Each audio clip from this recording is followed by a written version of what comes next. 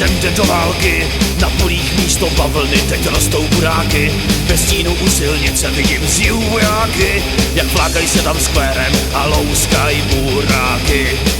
Hej ho, nač chodit do války, je lepší doma sedět a louskat buráky. Hej ho, nač chodit do války, je lepší doma sedět a louskat buráky.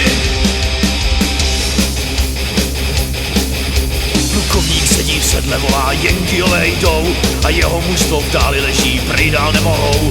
Celý se v sedle otočí a koukne do dálky, jak jeho slavná armáda tam louská buráky.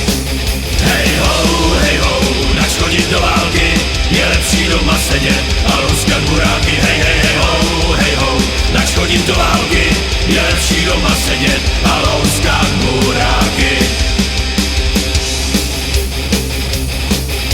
Až tahle válka skončí, tak jestli budem žít, své milenky a ženy zas půjdem políbit.